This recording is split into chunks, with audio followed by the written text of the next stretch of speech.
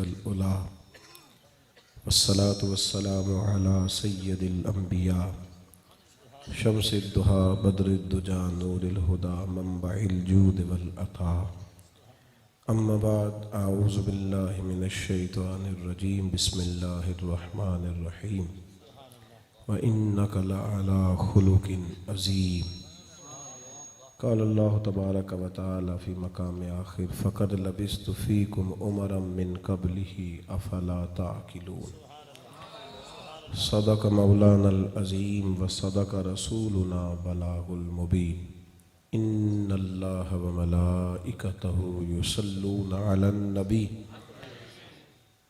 یا ایہا الذین آمنوا صلوا علیہ وسلموا تسلیما اللہم صلی علی سیدنا ومولانا محمد معدن الجود والکرم وآلہ وصحبہ وبارک وسلم۔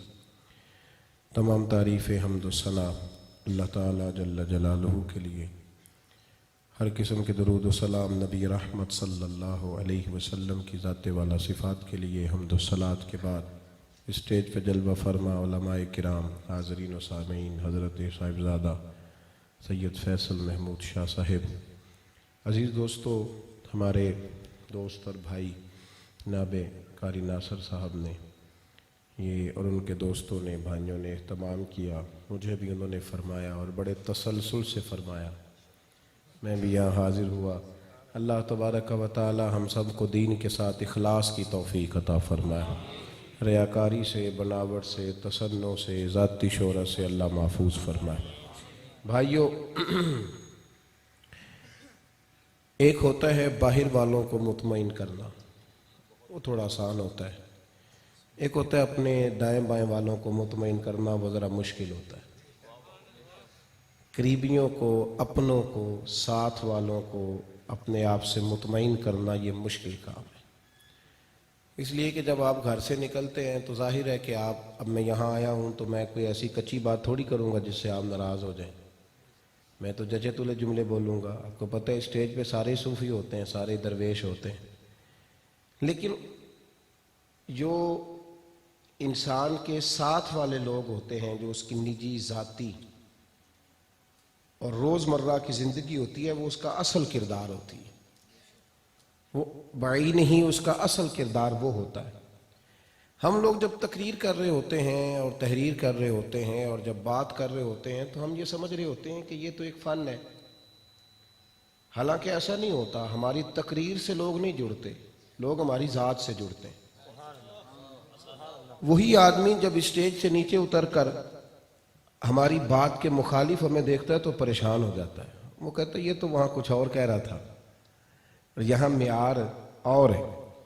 اس زمانے میں بھی ایسا تو نہیں نہ ہوا کہ تقریریں لوگوں کی صحیح نہیں رہیں، تقریریں تو بے شمار ہیں، یہ بھی نہیں کہ تحریر کوئی نہیں کرتا، کتاب ہر روز نہیں آئی ہوتی ہے، ایسا بھی کوئی نہیں کہ جو ہے وہ محافل میں لوگ نہیں آتے، ہزاروں کا مجمع ہوتا ہے۔ تو پھر اتنا گھوپ اندھیرا جو لوگوں کو نظر آتا ہے وہ کیا ہے؟ وہ صرف کردار کا اندھیرا ہے، مطلب باقی تو ساری چیزیں موجود ہیں نا۔ اتنے اچھے جبے پرانے بزرگ نہیں پہنتے تھے جتنے ہم پہنتے ہیں، وہ اتنے زبردست لاؤ لشکر ان کے تھوڑی ہوتے تھے، اتنی شاندار محفلیں کہاں سجتی تھیں، غریبی کا زمانہ تھا۔ تو اب تو آپ کو پتہ ہے کہ کپڑا اتنا شاندار ہوتا ہے کہ وہ فقیری کے درس دینے والے کا لباس جب دیکھا جاتا ہے تو دھوکہ لگ جاتا ہے کہ یہ زبان سے فقیری کا درس دے رہا ہے اور کپڑوں سے امیری کا درس دے رہا ہے، فوری طور پہ پریشان ہو جاتا ہے آدمی۔ نبی کریم علیہ السلام نے جب اعلان نبوت کیا تو آپ کے قریبیوں نے بھی دلیل مانگی، قریش مکہ نے بھی، باہر والے جتنے تھے ان کو معجزات دیے گئے۔ ابو جہل نے معجزہ مانگا تو اسے ملا، اس کے بعد بھی جو جو معجزات طلب کرتا رہا حضور اسے معجزہ دکھاتے رہے، لیکن دائیں بائیں والوں نے، ابو جہل نے اور جو ہے عتبہ اتیبہ شیبہ نے، ابو البختری نے، ان لوگوں نے جب نبی پاک علیہ السلام سے کہا نا کہ آپ نبی ہیں تو دلیل، تو وہ دلیل قرآن پاک نے بیان فرمائی۔ اللہ کریم نے فرمایا محبوب ان سے کہیے فَقَدْ لَبِثْتُ فِيكُمْ عُمَرًا مِّن قَبْلِهِ، محبوب ان سے فرماؤ کہ میں باہر سے نہیں آیا، میں اس سے پہلے عمر تمہارے بیچ گزار چکا ہوں۔ میں نے 40 سال تمہارے اندر گزارے ہیں، افلا تعقلون، کیا تمہیں عقل نہیں؟ میری طرح کا کوئی سچا ہے تو دکھاؤ، کوئی دیانتدار ہے تو دکھاؤ، میری طرح کا کوئی معاملات کی صفائی والا ہے تو وہ دکھاؤ۔ قرآن مجید کہتا ہے کہ نبی پاک نے اپنی 40 سالہ زندگی، ادھر دیکھیے میری طرف، اپنی زندگی، اپنی 40 سالہ زندگی کو اپنی نبوت کی دلیل کے طور پر بیان فرمایا ہے۔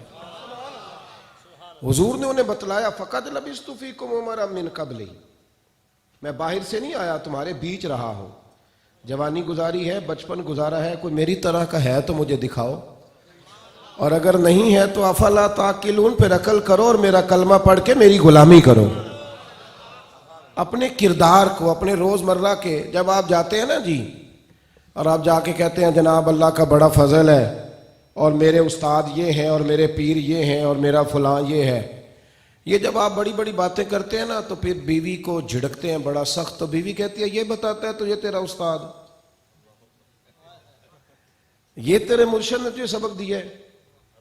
اور اگر ہمارا لب و لہجہ سنور جائے نا، کسی آستانے پہ جا کے، کسی محفل میں جا کے، کسی اجتماع میں جا کے، کسی تنظیم سے لگ کے اگر ہم سنور جائیں تو پھر پڑوسیوں کی اماں بھی ہمیں آ کے کہتی ہے کہ میرے بیٹوں کو بھی وہاں لے جایا کر جہاں تو جایا کرتا ہے۔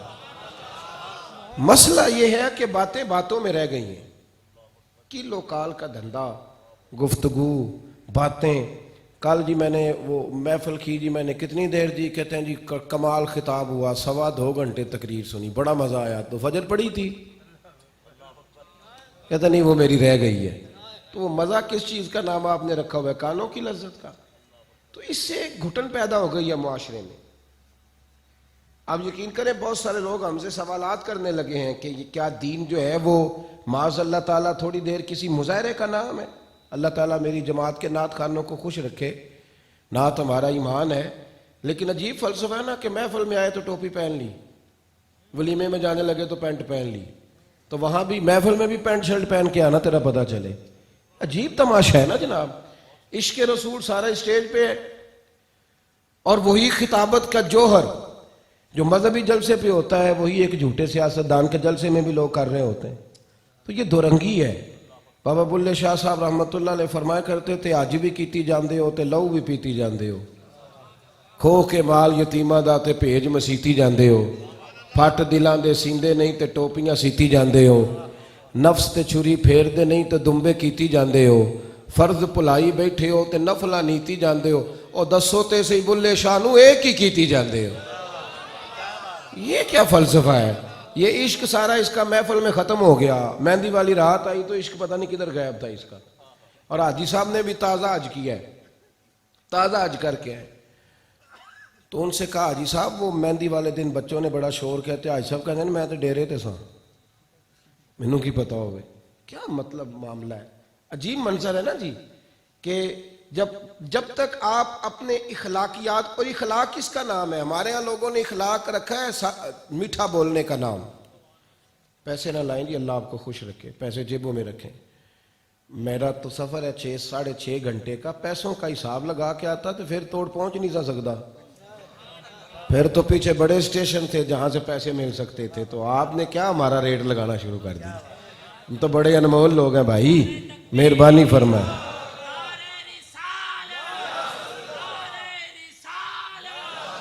سنیں تھوڑی دیر، اللہ آپ کو خوش رکھے، سنیں جی۔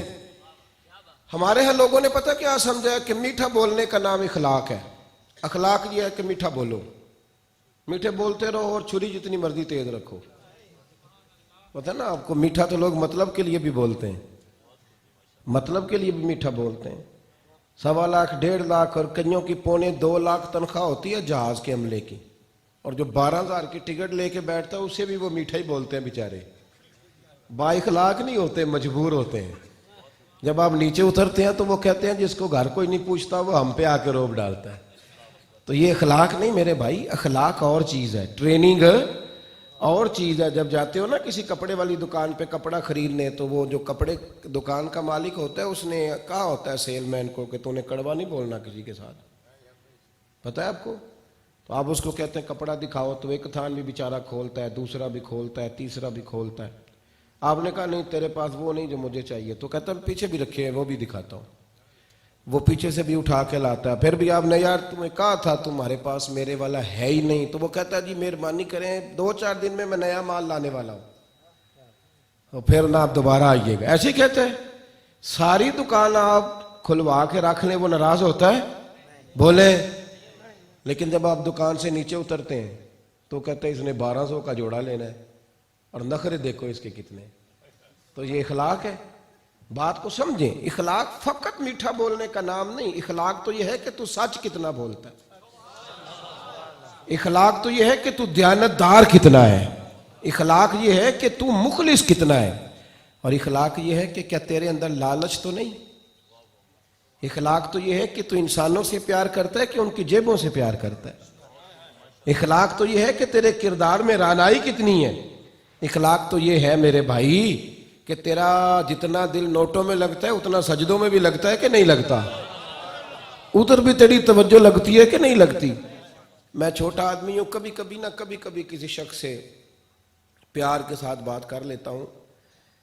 میرا ایک نعت کا ہے، پیارا ہے، دوست ہے، یار ہے، ساتھ پڑھا کرتا تھا، پھر نکل گیا، نعت کا بن گیا، تو اس نے بڑی ایک دن زبردست نعت پڑھی، بڑی اس پر نوٹوں کی برسات ہوئی، تو میں بڑے زمانے سے اسے کہہ رہا ہوں کہ نماز بھی صحیح کر کے پڑھا کر، وہ محفل صحیح کر کے کرتا ہے، نماز پہ توجہ کم دیتا ہے، تو میں نے یہ تنزن نہیں کہا، اللہ مجھے معاف کرے، میں نے اس سے پیار کے ساتھ کہا، میں نے کل تو انہیں اس طرح کرنا ہے کہ سجدے میں گر جانا ہے، میں تیرے اوپر نوٹ نچھاور کروں، اللہ کی بارگاہ میں جھوک، میں تیرے اوپر نوٹ پھینکوں گا اور تو نہ سجدہ کرتے رہنا، میں تجھے نوٹ دیتا رہوں گا۔ او خدا کے بندے، یہ دنیا دار پہلے کسی سریلے کو نوٹ دیتے ہیں پھر کسی اور کو دینے لگ جاتے ہیں، اس رب کی بارگاہ میں جھک جو کہتا ہے وَيَرْزُقْهُ مِنْ حَيْثُ لَا يَحْتَسِبُ، میں تجھے وہاں سے دوں گا کہ تو نے کبھی سوچا بھی نہیں ہوگا۔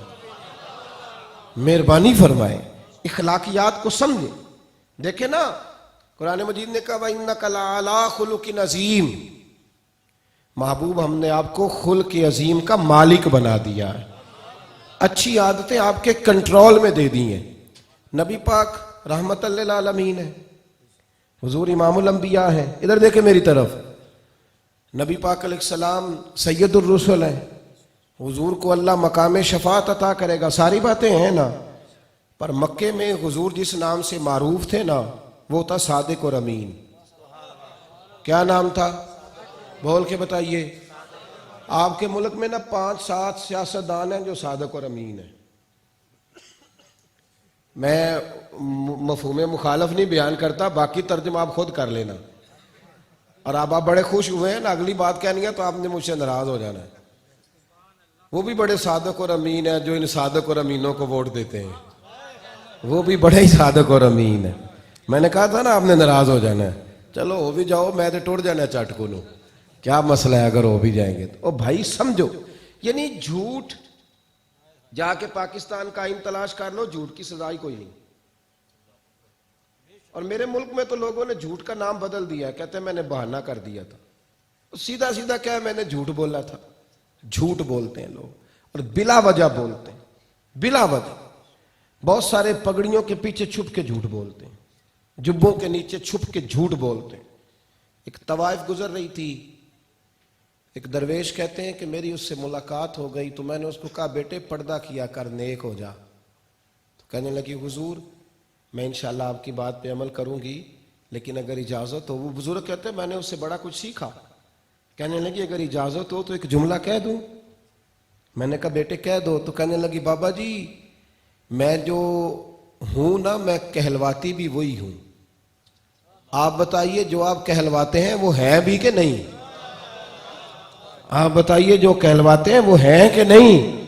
تو بزرگ کہتے ہیں مجھے وجد ہو گیا، میں نے اپنا کرتا پھاڑ لیا، اللہ اکبر کہا اور میں سجدے میں گر گیا، میں نے کہا یا اللہ جو لوگ میرے بارے میں گمان رکھتے ہیں اپنے فضل سے مجھے ویسا بنا بھی دے تاکہ میں تیری مخلوق کے گمان پر پورا اتروں۔ جھوٹ کی دنیا، جھوٹ کی زندگی، ابھی میرے لیے میرے دوست نے کتنے کتنے بڑے القاب کہہ دیے، اللہ تعالیٰ انہیں خوش رکھے، انہوں نے محبت کی، پر میں اپنا آپ اس میں سے تلاش کر رہا تھا، میں ڈھونڈ رہا تھا اس کے اندر سے اپنا آپ ڈھونڈ رہا تھا۔ اقبال کہتے ہیں ڈھونڈتا پھرتا ہوں اقبال اپنے آپ کو، آپ ہی گویا مسافر، آپ ہی منزل ہوں میں. میرے اعلیٰ حضرت کی کسی نے تعریف کر دی کہ حضور آپ کی کیا بات ہے. فاضل بریلوی رو پڑے، فرمانے لگے میں تو اپنے رب سے روز کہتا ہوں کہ یا اللہ لوگ مجھے بڑا کچھ کہتے ہیں، میرا حساب نہ لینا. اور فرمانے لگے رضا سے تو کیا حساب لے گا، رضا بھی کسی حساب میں ہے، تو کسی حساب میں نہیں. سنگیو سچ بولنا، دیانتداری کا مظاہرہ کرنا اخلاق کا پہلا جوز ہے. اللہ تعالیٰ آپ کو مدینے کی زیارت نصیب کرے. میرے نبی کریم کی جالیوں پہ لکھا ہے، ریاض الجنہ میں جالیوں پہ لکھا ہے لا الہ الا اللہ المالک الحق المبین محمد الرسول اللہ صادق الوعد الامین. یہ لکھا ہے کہ محمد صلی اللہ علیہ وسلم وہ اللہ کے رسول ہیں جو اپنے وعدوں کے پکے ہیں اور دیانتدار ہے، امانت دار ہے. میرے رسول پاک نے نا سچ کا پیغام دیا، حضور سچ کو. ابو داؤد شریف میں حدیث ہے، ایک صحابی نے پوچھا یا رسول اللہ مومن بزدل ہو جاتا ہے؟ فرمایا ہوتا ہے، مومن بھی اور بزدل بھی. عرض کی حضور مومن کنجوس ہوتا ہے؟ فرمایا ہوتا ہے، مومن بھی اور. تو عرض کی ایکون المومن کاذبا؟ قال اللہ. یا رسول اللہ مومن جھوٹا بھی ہوتا ہے؟ حضور نے فرمایا نا بھائی، مومن سارا کچھ ہو سکتا ہے، جھوٹا نہیں ہو سکتا. ایمان اور جھوٹ جمع نہیں ہوتے. مومن جھوٹا، بولیے مومن جھوٹا. جب کچھ مسلمان ہجرت کر کے چلے گئے نا مکہ مکرمہ سے حبشہ کی جانب، تو نجاشی بادشاہ بڑا ٹھنڈا اور بڑا میٹھا اور بڑا زیرک آدمی تھا. سیانے لوگ ہوتے ہیں جو جذبات میں بھی ہو تو ہوش قائم رکھتے ہیں، تو بڑا سمجھدار تھا. جب ان لوگوں نے اپنے پیچھے لوگ بھیجے نا کہ جاؤ ان لوگوں کو پکڑ کے لاؤ جو وہاں چلے گئے، تو ان لوگوں نے آ کے بڑی بڑی عجیب باتیں سنائی نجاشی بادشاہ کو. تو نجاشی کہنے لگا جی میں یک طرفہ بات سن کے فیصلہ نہیں کرتا، میں مسلمانوں کو بھی بلاؤں گا. اس نے مسلمانوں کو بھی بلایا تو پھر کہنے لگا کہ نہیں ایک اور کام بھی کرو. کہا وہ کیا؟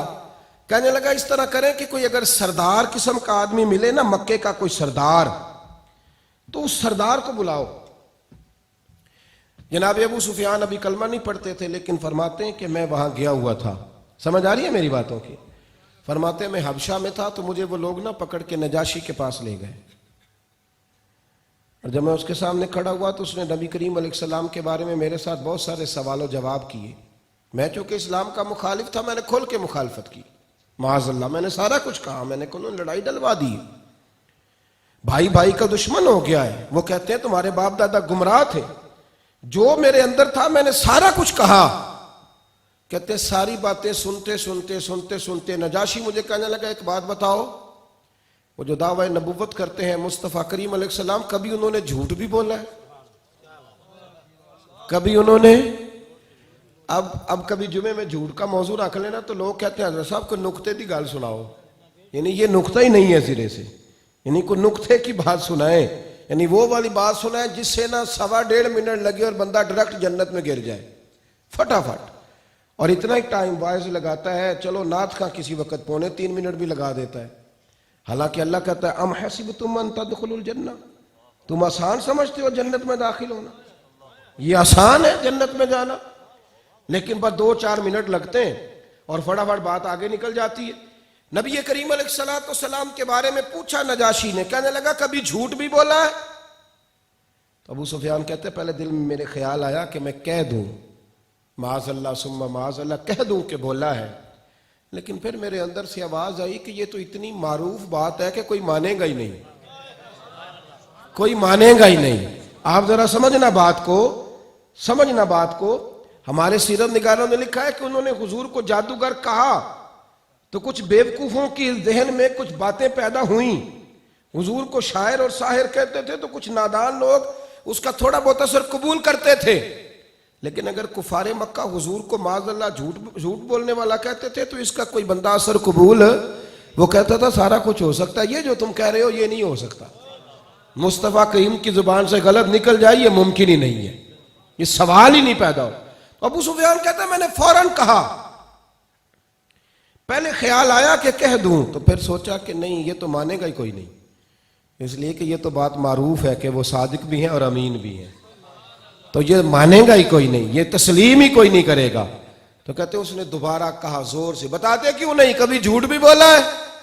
تو کہتے ہیں میں نے کہا ہماری مخالفت بڑی شدید ہے، پر ایک بات سچی ہے کہ محمد ابن عبداللہ صلی اللہ علیہ وسلم کی زبان سے جب بھی نکلتا ہے حق اور سچ ہی نکلتا ہے۔ انہوں نے کبھی غلط بات نہیں کی۔ یار حد ہو گئی ہے نا کہ اب سچ تلاش کرنا پڑتا ہے، سچ ڈھونڈنا پڑتا ہے۔ یعنی پوری تقریر ایک سیاستدان کر کے رخصت ہو جاتا ہے اور اس کے جلسے سے واپس جانے والا آدمی فوراً کہہ رہا ہوتا ہے جھوٹ ہی بول رہا ہے سارا، کرنا کرانا کچھ بھی نہیں اس نے۔ یعنی اس کا سپورٹر کہہ رہا ہے، ووٹر کہہ رہا ہے، ساتھ کھڑا آدمی کہہ رہا ہے۔ جھوٹ کی آماج گاہ اتنی زیادہ ہے، یعنی دکاندار جب دلائل دے رہا ہوتا ہے کپڑا بڑا اچھا ہے، جوتا بڑا اچھا ہے، تو گاہک سمجھ رہا ہوتا ہے کہ یہ تو صرف اپنا مال بیچنے کے لیے کہہ رہا ہے۔ یعنی تلاش کرنا پڑتا ہے، تلاش کرنا پڑتا ہے کہ سچ کہیں مل سکتا ہے، مل جائے گا واقعی۔ دینی طبقات کے اندر مصیبت بن گئی ہے، لوگ تلاش کرتے پھرتے ہیں کہ کوئی حق، کوئی سچ، کوئی کہیں خیر کی بات مل جائے۔ ہجوم کے اندر لوگ پریشان ہو گئے ہیں کہ آخر جائیں کہاں، تلاش کہاں سے جا کے کریں۔ ہر کوئی ایک دوسرے کو غلط کہہ کے اپنا اس بات کر رہا ہے، کدھر جائیں؟ اس بھیڑ کے اندر لوگ پریشان ہو گئے کہ اس خانقاہ نے اس کو، اس جماعت نے اس کو، یہ میں ابھی خوش عقیدہ لوگوں کی بات کر رہا ہوں، اس قدر زیادہ ایک دوسرے کے بارے میں بات کر دی کہ ہر ایک پر کوئی نہ کوئی دھبا کہیں نہ کہیں سے نظر آنے لگا۔ ابو سفیان کہنے لگے جب میں نے کہا نا کہ انہوں نے کبھی جھوٹ نہیں بولا، تو نجاشی اٹھ کے کھڑا ہوا، رومال کندھے پہ رکھا، کہنے لگا سن پھر سردار، جس نے بندوں کے بارے میں کبھی جھوٹ نہیں بولا وہ رب کے بارے میں جھوٹ کیوں بولے گا، اللہ کے بارے میں جھوٹ کیوں بولے گا؟ تو اخلاق حسنہ کی پہلی بات یاد رکھیں کہ زبان سے کبھی جھوٹ نہ نکلے، جھوٹ نہ نکلے۔ آپ سچ بول کے ہار جائیں بجائے اس کے کہ آپ جھوٹ بول کے جیتنا چاہیں۔ آپ اپنے ارد گرد وہ چیزیں جمع کرنا چاہتے ہیں جو آپ کے لیے بوجھ بن جائیں، یہ جھوٹ، یہ ریاکاری، یہ بناوٹ ہوتی ہے، یہ اداکاری ہوتی ہے۔ اداکاری لمبی نہیں چل سکتی، بندہ اداکاری کرتے کرتے تھک جاتا ہے۔ اداکار کو رات کو نیند نہیں آتی، اس کا ضمیر ملامت کرتا ہے کہ تو جو ہے وہ بنا ہوا کیوں ہے۔ سچ بولیں، کھری بات کریں، میٹھی بات کریں، ٹھنڈی بات کریں۔ دیکھیں نا مسلم شریف آپ پڑھیں تو ایسی بھی باتیں ہمیں کتابوں میں ملتی ہیں کہ کبھی کبھی انسان کہتا ہے یار یہ بھی معیار ہے دین کا۔ اللہ کے محبوب علیہ السلام کے صاحبزادے وصال کر گئے، حضرت ابراہیم علیہ السلام سب سے چھوٹے صاحبزادے، جب ان کا وصال ہوا تو سورج گرہن ہو گیا۔ مدینے کے کچھ محبت والے لوگوں نے کہا، توجہ ہے میری بات پر؟ اللہ تعالیٰ آپ کو اور موبائل عطا کرے، آج بغیر موبائل کی بات سن لیں، اللہ آپ کو خوش رکھے۔ مطلب ہم نے کو ساری قوم کو صحافی تھوڑا بنانا ہے، اور بھی تو بڑے شعبے ہیں نا جی کام کرنے کے لیے۔ تو آپ مہربانی کریں ذرا تھوڑی دیر توجہ رکھیں، اللہ جزائے خیر عطا فرمائے۔ اور آپ سے بات کر رہا ہوں، یہ مشائخ، بزرگ، علماء، انہیں تو پہلے ساری باتوں کا پتہ ہوتا ہے۔ بھائی تھوڑی توجہ دیں، حضور علیہ السلام کے صاحبزادے کا وصال ہو گیا، اسی دن سورج گرہن ہو گیا۔ کچھ محبت والے لوگوں نے کہا کہ آج محبوب کا بیٹا بچھڑا ہے تو سورج گرہن ہو گیا ہے۔ یہ بات تیزی سے مدینے میں پھیلی، میرے محبوب نے لوگوں کو مسجد میں جمع کیا۔ اور دوسری حدیث اسی مسلم میں موجود ہے، جب یہ سے حضور کے صاحبزادے وصال کر گئے تو نبی پاک کی آنکھوں میں آنسو آئے۔ حضرت انس نے کہا حضور آپ بھی روتے ہیں، آپ تو صبر کا حکم دیتے ہیں، درس دیتے ہیں۔ تو محبوب نے فرمایا دل ٹوٹا ہے تو آنکھوں میں آنسو آ گئے ہیں، ورنہ میرے دل میں بھی وہی ہے اور میری زبان پہ ہی وہی ہے جس سے میرا اللہ راضی ہوتا ہے۔ حضور شدید پریشان تھے، لیکن اس عالم میں بھی تمام صحابہ کو مسجد میں جمع فرمایا۔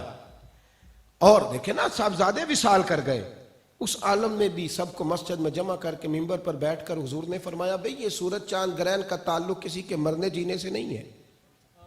اب بات کو سمجھیے، تیری نسل پاک میں ہے بچہ بچہ نور کا، لیکن جہاں بات حق سچ کی ہے وہاں معیار کیا ہے؟ حضور نے فرمایا یہ سورج گرہن کا تعلق کسی آدمی کے نہ انتقال کرنے سے ہے نہ پیدا ہونے سے ہے، یہ تو اللہ کی قدرت ہے۔ میرے بیٹے کے وصال سے اس کا کوئی تعلق نہیں، اپنے نظریات کی حفاظت کرنا، بات جو سچی ہے اس پر قائم رہنا۔ فرمایا لوگ آتے رہیں گے جاتے رہیں گے لیکن اس سے کوئی تعلق نہیں، یہ تو اللہ کی قدرت ہے۔ استغفار پڑھو، نماز پڑھو، یہاں تک رسول کریم نے حفاظت فرمائی سچ کی۔ یہاں جو معیار ہے سچ کے حوالے سے وہ بڑا کمزور ہے، اور ہمارے تاجر کہتے ہیں کہ سچ بولنا اوروں کی ذمہ داری ہے، ہم نہ جھوٹ بولیں گے تو کاروبار ہی نہیں چلے گا۔ حالانکہ یاد رکھنا آدمی سچ بول کے دکانداری کرتا ہے تو میں نے اس دور میں بھی دیکھا ہے، لوگ کہتے ہیں سودا اسی سے لینا ہے، 5 روپے زیادہ لیتا ہے پر بات صحیح کرتا ہے، سودا کھرا دیتا ہے۔ آج بھی حضرت معروف کرخی رحمت اللہ علیہ بغداد میں خانقاہ تھی، تو بڑے زیادہ سالکین طریقت راہ سلوک طے کرنے آیا کرتے تھے، اور ایک باقاعدہ نصاب تھا حضرت کا جس کے ذریعے وہ تربیت فرماتے تھے۔ ایک دفعہ قحط ہو گیا، بغداد میں بارش نہیں ہوتی، لوگ جمع ہو کے حاضر خدمت ہوئے، عرض کی حضور دعا کر دیں، بارش نہیں ہوتی۔ سمجھ آ رہی ہے میری باتوں کی آپ حضرات؟ تو حضرت صاحب فرمانے لگے یہ میری خانقاہ کے سامنے نا ایک چھوٹا سا دکاندار ہے کریانے والا، چھوٹی چھوٹی چیزیں بیچتا ہے، کریانے والا نہیں ہوتا، چینی والا، پتی والا، اب اس کو تو نہیں نا کوئی درویش ماننے کو تیار ہوتا، تو کہا وہ سامنے جو کریانے والا نا اس سے دعا کراؤ بارش ہو جائے گی۔ کریانے والے بھی ذرا توجہ سے سنیں، کہا اس سے دعا کراؤ بارش ہے۔ تو اب آپ کو پتہ ہے میرے ساتھ جو پڑھتا رہا ہے اٹھتا رہا ہے محلے کا ہے، اس سے دعا کرانا بھی خاصا مشکل کام ہوتا ہے، تو لوگوں نے کہا حضرت صاحب اس سے دعا کرائیں، وہ تو ہمارا سنگی ہے۔ آپ فرمانے لگے تمہیں کہہ رہا ہوں نا اس سے دعا کراؤ، رب کریم بارش عطا فرمائے گا۔ اس کے پاس چلے گئے، جا کے کہا بھی دعا کر دے، تو کہنے لگا مجھے تو لفظ بھی سیدھے نہیں ادا کرنے آتے۔ لیکن ایک شاعر نے یہاں شعر کہا ہے قراء حضرات سے معذرت کے ساتھ، انہوں نے کہا ہے لفظ تاثیر سے بنتے ہیں تلفظ سے نہیں، لفظ تاثیر سے بنتے ہیں تلفظ سے نہیں، اہل دل آج بھی ہیں اہل زباں سے آگے، اہل دل آج بھی ہیں اہل زباں سے آگے۔ اس پر میں کچھ دلائل بھی دے سکتا ہوں لیکن عنوان لمبا نہیں کرنا چاہتا، اگرچہ تلفظ ٹھیک ہونا ہی ضروری ہے، حروف کی ادائیگی درست ہو تو تبھی نظام چلتا ہے۔ بہرحال دعا کر دو، تو کہنے لگا یار مجھے تو لفظ بھی نہیں ادا کرنے آتے، حضرت صاحب سے دعا کراؤ جناب معروف کرخی سے، میرے بھی مرشد ہے تمہارے بھی۔ تو لوگوں نے کہا آپ کے مرشد نہیں ہمیں بھیجا ہے۔ کہنے لگا حضرت صاحب نے بھیجا ہے تو ٹھیک ہے، پھر حضرت صاحب نے بھیجا تو کر دیتے ہیں دعا۔ آج کل کے مرید تو بحث کرتے ہیں نا پیروں کی باتوں پہ بھی کہ یہ کیسے ہو سکتا ہے، تو اس زمانے کے مرید بحث نہیں کرتے تھے، عمل کرتے تھے، جو مل جاتا تھا نا اس پر۔ یہاں تو میں نے دیکھا ہے مشائخ کو بڑی بڑی وضاحت کرنی پڑتی ہے، یہ ایسے تھا تو جو آپ سے وضاحت لیتا ہے وہ آپ کا اپنا نہیں ہوتا، اپنوں کو وضاحت کی ضرورت نہیں ہوتی، اپنوں کا کام تو غلامی کرنا ہوتا ہے، وہ تھوڑی وضاحتیں مانگتے پھرتے ہیں، یہ تو جن کو شک ہوتا ہے وہ وضاحتیں مانگتے ہیں۔ کہا کر دو دعا، حضرت نے کہا تو ابھی لو، ہاتھ اٹھائے، اے اللہ مجھے تو نہیں پتا میرے اندر کیا خوبی ہے، پر یہ لوگ کہتے ہیں کہ حضرت معروف کرخی نے بھیجا ہے، تو یا اللہ مہربانی فرما دے دے بارش۔ بغداد کے لوگ کہتے ہیں ابھی اس نے چہرے پہ ہاتھ بھی نہیں پھیرے تھے کہ اللہ نے بارش عطا کر دی۔ باقی لوگ تو چلے گئے، تو جو اہل دل تھے نا، جو راہ سلوک کے مسافر تھے، طریقت کے رستے کے جو خاص اس رستے کے لوگ تھے، وہ واپس حضرت معروف کرخی کے پاس آئے، کہنے لگے حضور سمجھ نہیں آئی، یہ تو ادھر ہی ہوتا ہے روزانہ، ہمارے ساتھ ہی 5 نمازیں پڑھتا ہے، کوئی خوبی ہے تو ہمیں بھی بتائیں کہ رات کو تنہائی میں آتا ہے تہجد پڑھنے۔ فرمایا کچھ بھی نہیں، اتنی نماز جتنی تم پڑھتے ہو، ظاہری شریعت کی پابندی کر۔ تو کہا حضور پھر اتنی زیادہ قبولیت؟ تو حضرت فرمانے لگے وہ اس لیے کہ 35 سال ہو گئے میرے سامنے دکان کرتا ہے، سودا جب بھی تولتا ہے پورا تولتا ہے، اس نے کبھی گاہکوں سے جھوٹ نہیں بولا، سچ بولتا ہے۔ تو جو 35 سال ہو گئے اپنے رب کی فرما برداری کر رہا ہے، وہ جب ہاتھ اٹھاتا ہے تو اللہ اس کی دعائیں ضرور قبول فرمایا کر، اپنے فضل سے اللہ قبول فرماتا۔ بھائی صداقت ایک حسن ہے، اخلاق حسنہ کی پہلی علامت۔ ابن حشام نے ایک روایت لکھی ہے، کہتے ہیں نبی کریم علیہ السلام نے نا حضرت اسماء بنت ابی بکر صدیق، ان کے ہاتھ کا کھانا بھی 3 دن کھایا ہے غار ثور میں، اور جناب اسماء کے فضائل پر پورا ایک باب ملتا ہے ہمیں، آپ احادیث کو جمع کریں تو ایک پورا چیپٹر بن جاتا ہے۔ حضرت عائشہ صدیقہ کی بڑی ہمشیرہ حضرت اسماء، اور حضرت امام حسین کے بعد جن لوگوں نے قربانی دی نا، حضرت عبداللہ ابن زبیر ہیں، ان کے صاحبزادے ہیں، اور ان کا بھی وہی کردار اسی حوالے سے نظر آتا ہے جس طرح جناب زینب کا کردار نظر آتا ہے، پوری طرح، وہ عنوان نہیں، ورنہ اس پر کچھ عرض کیا جا سکتا ہے، کتابوں میں بہت ساری چیزیں موجود ہیں۔ حضرت اسماء کی ڈیوٹی تھی غار ثور میں کھانا پہنچانے کی۔ میری طرف دیکھیے گا، دیکھیں نا یہ آپ کا اپنا ہستہ بستہ علاقہ ہے، آپ کا شہر ہے جانڈ، تو جو آدمی یہاں پیدا ہوا ہے، بڑا ہوا ہے، بوڑھا ہوا ہے، جس کی بیٹی بھی یہیں پیدا ہوئی، اس کی بیٹی رات کو چلی جائے نا دکان سے ماچس لینے، تو صبح شور پڑ جاتا ہے کہ بیٹی اکیلی گئی تھی رات کو دکان، جوان بیٹی اکیلی، اور جناب ابو بکر صدیق نے جوان بیٹی کی ڈیوٹی لگائی، فرمایا بیٹے روز کھانا پکا کے غار ثور میں پہنچانا ہے۔ रोजाना।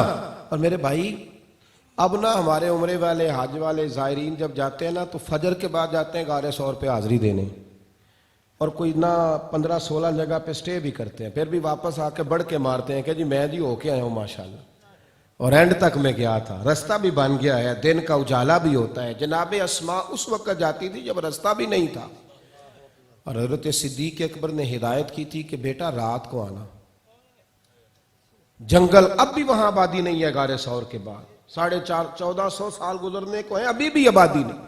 उस वक्त क्या हाल होगा। जनाब अस्मा फरमाती मैं खाना पका के रात को लेके जाती थी। एक दिन मैं खाना तैयार कर रही थी तो मेरे दरवाजे पे शोर हुआ, और ये किसी गरीब का आम आदमी का दरवाजा नहीं था, ये सरदार का दरवाजा था। अबू बकर सिद्दीक सरदार थे, किसी की जरूरत नहीं थी हाथ आंख उठा के देखे। फरमाते हैं जब दरवाजे पे शोर हुआ और दस्तक हुई तो मैं बाहर गई तो अबू जहल कई लोगों को लिए खड़ा था। मैं बाहर गई तो कहने लगा कहाँ गया तेरा बाप नबी करीम अलैहिस्सलाम को लेके। जनाब अस्मा कहती है मैं चौराहे में खड़ी हो गई, अगर कहती हूं कि मुझे पता है तो ये हुजूर तक चले जाएंगे तो मेरी वफा नहीं बचेगी, वफा नहीं बचेगी, और अगर मैं झूठ बोल दूं कि मुझे पता नहीं तो मैं सिद्दीक अकबर की बेटी हूं। कितना मुश्किल है सच बोलना, और मक्के के चौक में बोलना, और काफिरों के मजमे में बोलना, और एक बीबी का बोलना। यानी मर्दानगी इस बात का नाम है कि मैं चालाकियां ज्यादा करता हूं, मर्दानगी इस बात का नाम है किसी को कोई कहानी सुना दी, किसी को कोई, और सारे जमाने को मुतमईन रखा, ये मर्दानगी है। मर्दानगी सच बोलने का नाम है, खरी और सच्ची और एलानिया हक बात करने का नाम मर्दानगी है। जनाब अस्मा बिनते अबी बकर फरमाती हैं कि मैं अगर कह देती हूं कि मुझे पता है, खबर है, तो ये तो हुजूर तक पहुंच जाएंगे, ये वफा के खिलाफ। अगर कहती हूं नहीं पता तो ये झूठ है, और सिद्दीक की बेटी झूठ कैसे बोले। मैं दास्तान सराई नहीं कर रहा, आपकी बड़ी मेहरबानी, मुझे थोड़ा टाइम दे, मैं वैसे भी थोड़ी तकरीर करने का कायल हूं, बड़ी जल्दी समेट दूंगा। और भाई आप फरमाते उसने फिर गर्जदार आवाज में अबू जाल ने कहा कहां गया तेरा बाप हुजूर को लेकर। फरमाती है मेरे पास 1 मिनट बचा फैसला करने को, क्या फैसला करना है मैंने, झूठ बोलना है कि सच बोलना है।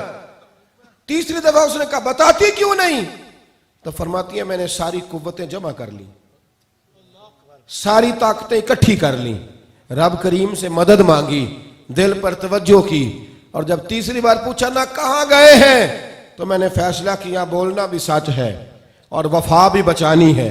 फरमाती है मैंने ऐलान किया, मैंने कहा सुन अबू जहल, पता मुझे है वो दोनों कहां है, पर ताकत है तो पूछ के बताओ, मैं तुम्हें बताऊंगी नहीं वो कहां गए। खबर है मुझे पर मैं तुम्हें बताऊंगी नहीं। ओ कच्चा रंग ललारी वाला जेड़ा चढ़दा लैंदा रहिंदा, ए इश्क तेरे दा रंग मुहम्मद चढ़ जाए फेर नहीं लैंदा।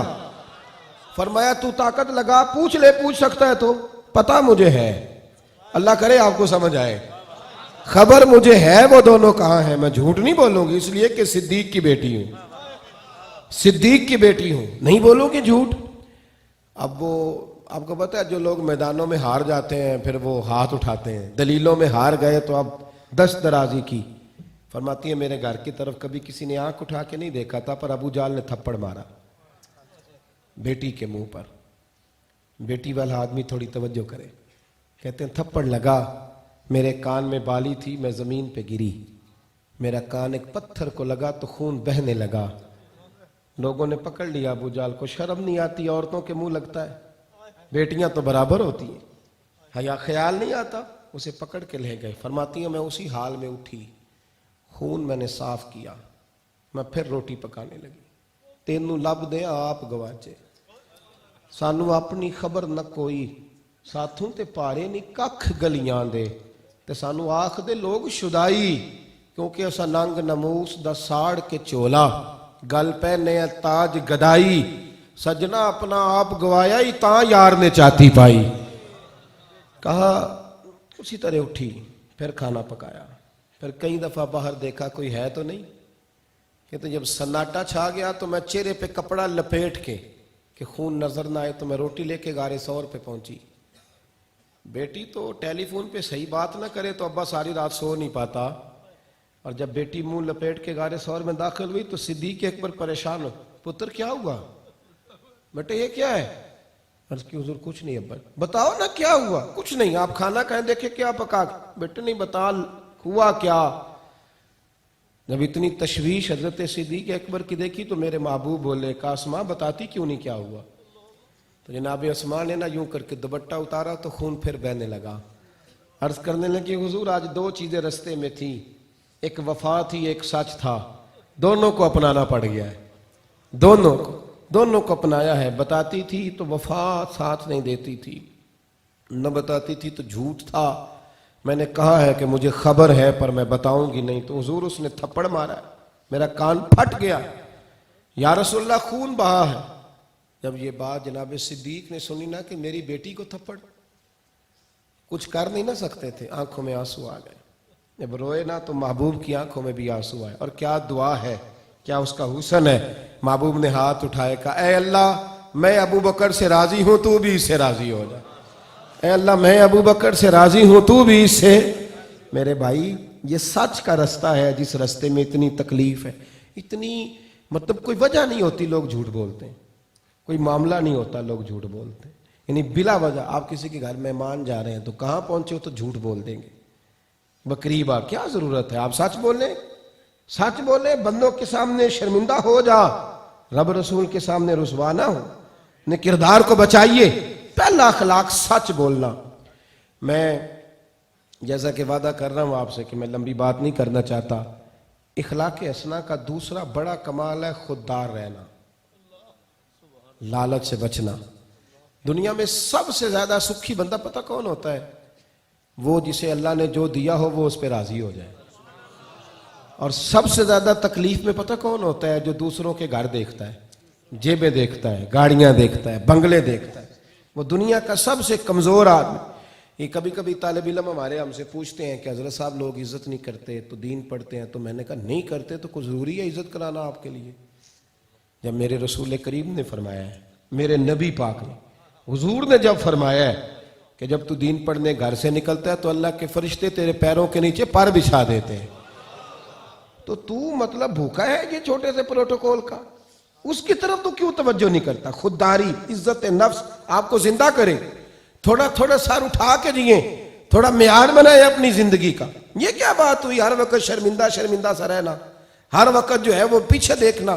ترمذی شریف کے لفظ ہے، حضرت صوبان بن مالک، یہ بڑے میٹھے سے آدمی ہیں میرے نبی پاک کے، یہ وہی ہیں جنہوں نے کہا تھا حضور آپ کے بغیر دنیا میں دل نہیں لگتا تو جنت میں کیسے لگے گا؟ تو رب کریم نے فرمایا محبوب جو تیری غلامی کر کے آئیں گے میں جنت میں بھی تیرا پڑوس دے دوں۔ حضرت صوبان بن مالک رضی اللہ تعالیٰ عنہ حضور کے سامنے بیٹھے تھے تو نبی کریم نے فرمایا صوبان ایک سودا کرنا تیرے ساتھ۔ حضور کر لیں، فرمایا ایک وعدہ تو میرے ساتھ کر تو پھر ایک میں تیرے ساتھ کرتا ہوں۔ توجہ ہے میرے دوستوں کی؟ جو زیادہ اپنے آپ کو غریب سمجھتا ہے وہ میری بات زیادہ توجہ سے سنے۔ کہا ایک سودا تو میرے ساتھ کر، ایک وعدہ میں تیرے۔ یا رسول اللہ حکم؟ تو نبی کریم نے فرمایا تو میرے ساتھ وعدہ کر کہ کبھی کسی دنیا دار سے سوال نہیں کرے گا، اور میں تیرے ساتھ وعدہ کرتا ہوں کہ رب تجھے بغیر حساب کتاب جنت عطا کرے گا۔ غریب آدمی کا کیا یہ معیار ہے کہ وہ ہمیشہ روئے گا کہ میرے پاس کچھ نہیں؟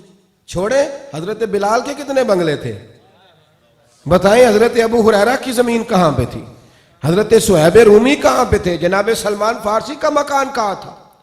میں ذمہ داری کے ساتھ بات کر رہا ہوں۔ مولا کائنات شیر خدا رضی اللہ تعالی عنہ کا جب نکاح ہوا تو اس سے پہلے حضرت علی مسجد میں سویا کرتے تھے، نکاح کے بعد حضرت عرشہ بن نعمان کا مکان، اب تو حضرت علی کے ملنگوں کے بھی بنگلے بڑے بڑے اونچے ہیں نا، جو ملنگ کہتے ہیں اپنے آپ۔ تو مولا علی شیر خدا کرم اللہ تعالی وجہ الکریم کا جب نکاح ہو گیا سیدہ فاطمہ سے تو دور چلی گئیں بی بی صاحبہ، شادی کے بعد دور ایک مکان حضرت علی نے کرائے پہ لیا، عاریتاً کسی سے لیا۔ نبی کریم علیہ السلام روز جاتے سیدہ سے ملنے، پہلے تو پاس رہتی تھی نا تو دن میں کئی دفعہ ملاقات، اب حضور روز جاتے تو ایک دن سرکار دیر سے گئے عصر کے بعد، تو جناب فاطمہ عرض کرنے لگی حضور جلدی آ جایا کریں، اب صبح سے آئے نہیں تو میں کوئی کام نہیں کر سکی۔ دروازہ دیکھتے شام ہو گئی تو محبوب رو پڑے، کہنے لگے دل میرا بھی کرتا ہے تو میرے قریب آ جائے، پر وہ حارثہ بن نعمان کے اجرے ہیں، پہلے بھی اس نے کافی دی، اب میں اسے کیسے کہوں؟ بات چلتے چلتے حضرت حارثہ بن نعمان تک بھی پہنچی تو دوڑے آئے، عرض کرنے لگے حضور مجھ سے زیادہ بھی خوش قسمت ہوگا کوئی، مجھ سے زیادہ بھی خوش قسمت ہوگا کہ مکان میرا ہو اور اس میں گزارا سیدہ فاطمہ کرے۔ تو بھائی آپ کیا سمجھتے ہیں کہ دولت میں آ رہا ہے؟ دولت ہے کوئی اتنا غریب مجمع میں بیٹھا جس کی بیٹی اتنا کام کرتی ہو کہ ہاتھوں پہ چھالے پڑ جائیں؟ میں بخاری سے دکھاتا ہوں کہ بی بی صاحبہ کے ہاتھوں میں چھالے ہوتے تھے۔ یہ نہیں سنت سادات کرام کی، یہ نہیں سیدہ فاطمہ کے غلاموں کا طریقہ؟ یہ کیا سنت یہی ہے کہ ذرا جناب مولا علی شیر خدا کا لنگر پاک گیا تو آؤ سارے مل کے کھا لیں؟ اچھے طریقے سے دیکھے پکانا ہی سنت ہے محرم میں، ہاتھوں پہ چھالے اور بخاری میں موجود ہے۔ لیکن خودداری، عزت نفس، وقار ساری کتابوں میں لکھا ہے، ساری کتابوں میں، سیرت کی ساری، لو میں چھوٹا آدمی اوپر بڑا ہی دعویٰ کر گیا ہوں، یعنی ساری کتابوں میں حوالہ ہے کہ حضرت فاطمہ الزہرا کے گھر میں مہینہ مہینہ چولہا نہیں جلتا تھا، ساری کتابوں میں۔ اور ان ساری کتابوں میں آپ کو یہ بھی ملے گا کہ چولہا نہیں جلتا تھا پر دروازے پہ جو مانگنے آتا تھا اسے جھولی بھر کے عطا کیا جاتا تھا۔ ہر کتاب میں اگر یہ لکھا ہے نا مہینہ مہینہ چولہا نہیں جلا، تو اگلے صفحے پہ یہ بھی لکھا ہے کہ جو آیا ہے نا مالا والے سخی نہیں ہوندے تے سخیاں کول مال نہیں ہوندا۔ مالا والے، میں نہیں اعتراض کر رہا، کسی درویش نے کیا ہے، مالا والے سخی تے سخیاں کول مال نہیں ہوندا۔ ایتھے اوتھے دوویں جہان نہیں، سخی کنگال نہیں ہوندا۔ یہ بھی مسئلہ کوئی نہیں کہ وہ کنگال ہو گیا ہے، وہ بڑا مالدار ہوتا ہے۔ خودداری سے جئیں، عزت نفس۔ حضرت حکیم بن حزام نبی کریم علیہ السلام کے صحابی ہیں، یہ بیت اللہ شریف کے اندر پیدا ہوئے تھے۔ حضرت حکیم بن حزام کہتے ہیں ایک دن حضور صلی اللہ علیہ وسلم نے فرمایا میرے ساتھ ایک وعدہ کر۔ یا رسول اللہ حکم؟ تو محبوب نے فرمایا کبھی کسی دنیا دار سے سوال نہ کرنا۔ کبھی کبھی مجھے بڑا عجیب لگتا ہے وہ آدمی جو کہتا ہے میں حضور کے نام کا کھاتا ہوں، وہ کہتا ہے پہلے 30,000، اسٹیج پہ کہہ رہا تھا حضور مجھے دیتے ہیں، اور پہلے اس کو کہتا ہے اکاؤنٹ میں 40,000 کراؤ تو پھر گاڑی چلے گی۔ ایک گل کرنا یار، ایک گل کر، یہ 40,000 والی گڈی لمبی نہیں ہو چلتی، چلتی ہے پر لمبی، ہاں لمبی گاڑی اسی کی چلتی ہے جسے مدینے والے محبوب چلاتے ہیں۔ ہاں یہ ہم نے بڑی گاڑیاں چلتی دیکھی پھر ختم ہوتی بھی دیکھی۔ ہاں اعلیٰ حضرت فرمایا کرتے تھے کون دیتا ہے دینے کو منہ چاہیے، دینے والا ہے سچا ہم۔ چلو بات بھی سن لے میرے اعلیٰ حضرت کی۔ اعلیٰ حضرت فاضل بریلوی رحمت اللہ علیہ نا دکان پہ تیل لینے چلے گئے سرسوں کا۔ پہلے یہ بھی دیکھیں اتنے بڑے پیر اور مولوی ہیں اور تیل لینے خود جا رہے ہیں۔ اب بتا آج کے زمانے کا پیر تو اپنے گھر کا شاپر بھی نہیں نہ اٹھا سکتا، وہ بھی کسی اور ہی چاڑا ہے۔ تو حضرت خود تیل لینے گئے سرسوں کا، دکاندار سے کہا کہ یہ نا بوتل تیل کی بھر دو۔ اس نے بھر دی، فرمایا کتنے پیسے؟ کہنے لگا ویسے تو 5 آنے کی ہے، آپ ہمارے عالم میں آپ 3 آنے دے دیں 2 رہنے دیں۔ تو اعلیٰ حضرت نے پورے 5 دیے، فرمایا تو سارے رکھ، میں اپنا علم 2 آنے کا نہیں بیچا کرتا۔ تو نے ریٹ کیا لگایا میرا؟ 2 آنے کرو مدح اہل دول رضا، پڑے اس بلا میں میری بلا، میں گدا ہوں اپنے کریم کا، میرا دین پارا نہ نہیں۔ تھوڑا تھوڑا کھڑا ہونا سیکھیں، اللہ تو بندے کو ہر وقت عطا کرتا ہے، تھوڑا معیار زندگی بنائیں۔ یہ کیا بات؟ حضرت حکیم بن حزام کہتے ہیں نبی کریم علیہ السلام نے فرمایا وعدہ کر کسی دنیا دار سے سوال نہیں کرے گا۔ حضور وعدہ ہو گیا، بوڑھے ہو گئے تھے۔ اچھا ایک ہے اللہ والوں سے مانگنا، وہ جو اللہ والوں سے مانگنا ہے وہ تو عین اللہ کی مدد ہے نا، میں سیٹھوں کی، نوابوں کی، دنیا داروں کی بات کر رہا ہوں۔